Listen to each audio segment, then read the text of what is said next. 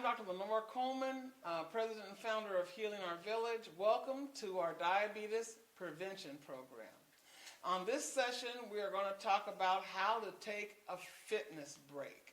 In this session, we're going to focus on a 2-minute fitness break that we want you to try to take every 30 minutes, and that can really help you prevent or delay type 2 diabetes. This session, we're going to talk about the link between sitting still and type 2 diabetes, as well as some challenges of taking that fitness break and ways to cope with the challenges. Well, of course, we're going to have you do a new action plan once you finish this session. So let's start off with a couple of tips.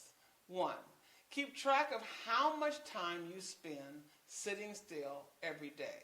You'll be amazed at how much time we actually are not doing anything. And if you can, try to take a 2-minute fitness break every 30 minutes. Let's talk about Terry. Terry is at risk of type 2 diabetes, and her doctor asked her to be active for at least 150 minutes a week at a moderate pace or more. And over time, she actually got to that goal. But her doctor also asked her to start tracking the time that she spends sitting still. Here is what she finds. So in the morning, Terry actually sits while taking the train to work. She spends most of the workday sitting at her desk using her computer, and sometimes she talks on the phone or she's in a meeting. All of that is usually done sitting. She eats her lunch at a table in the staff room, and after work, she takes the train back home, and that evening she ends up watching television, again sitting on the couch. When Terry adds all of this time up, she's actually surprised to learn that she sits still for about 12 out of the 16 hours that she's awake. And even though she gets her 150 minutes in per week, she spends a lot of time sitting still. So she decides to take action. These days, she still gets her 150 minutes of exercise per week, but she also spends less time sitting down. She uses an app on her phone to remind her to take a 2-minute fitness break every 30 minutes. She stands up during part of her train ride. At work, she walks around her office while she's talking on the phone and uses an exercise ball at her computer. Terry feels better than ever.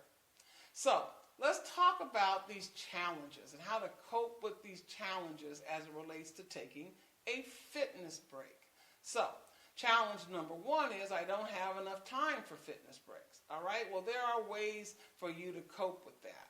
So, maybe you might want to get up at each rest stop when you're on the train or if you're driving. If you're a passenger, you can be a little active in the passenger seat by doing leg lifts or maybe moving your hands or tightening your muscles while you're sitting there. Also, you can stand on the bus or train ride. While you're watching TVs and videos, you can dance in place, or you can walk in place, or you can ride a stationary bike. Just put that bike right in front of the television. Maybe you might want to lift some weights in order to be able to get some resistance, or use some resistance bands. All of these things will help you be able to get some movement, and so you're not just sitting still.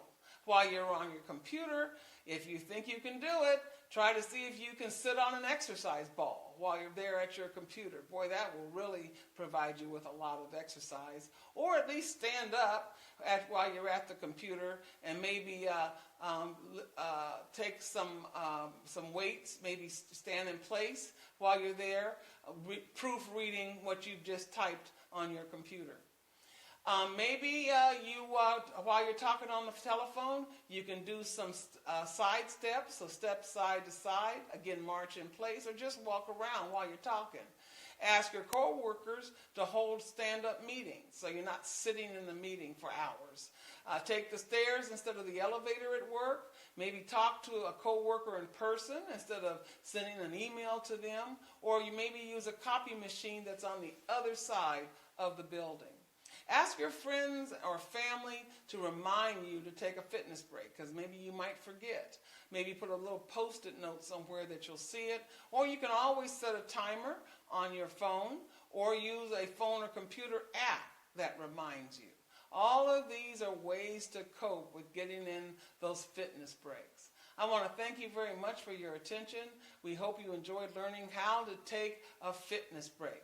For more information or to view our other modules to help you begin changing your lifestyle, go to www.hovhealth.com. Or you can always call Healing Our Village at 800-788-0941.